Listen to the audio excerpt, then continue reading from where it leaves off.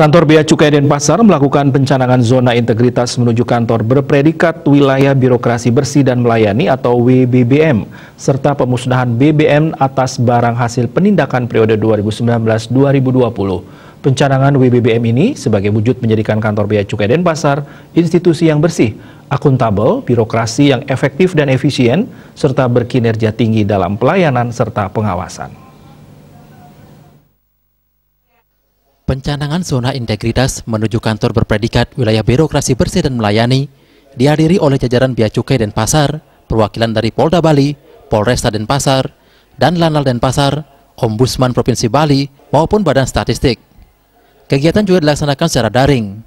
Kepala Kantor Bea Cukai Denpasar, Kusuma Santi Wahyuningsih mengatakan, pencanangan zona integritas menuju kantor berpredikat birokrasi dan melayani WBBM merupakan salah satu upaya kantor Bea Cukai Denpasar dalam melaksanakan program reformasi birokrasi.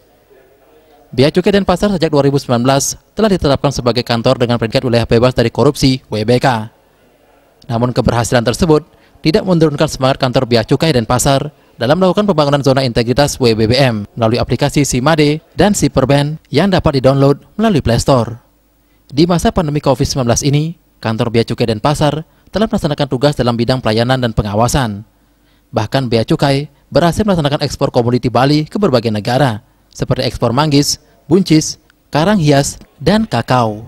Dalam kesempatan tersebut dilakukan penandatanganan pencanangan zona integritas oleh Kepala Kantor Bea Cukai Denpasar, Kusuma Santi Wahyuningsih. Ini adalah satu tahap lebih maju daripada wilayah bebas dari korupsi. Jadi WBK atau wilayah bebas dari korupsi sudah kami peroleh di 2019. Di tahun depan kami akan bertekad untuk memperoleh predikat WBBM. Dan kami di sini bekerja sama atau bersinergi memohon dukungan pada semua pihak agar kami bisa terus meningkatkan pelayanan kami dengan terus mengedepankan integritas yang ada. Usai pencanangan zona integritas WBBM dilanjutkan dengan pemusnahan barang milik negara atas hasil penindakan periode 2019-2020.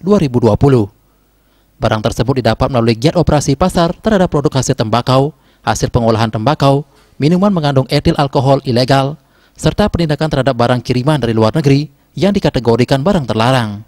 Adapun daftar barang yang dimusnahkan yakni 2.245 botol MMEA, 459.805 batang rokok, 85 bungkus tembakau, 53 handphone, 944 smartwatch, 46 tablet, 1.337 produk berbagai jenis dengan nilai mencapai 1,996 miliar rupiah.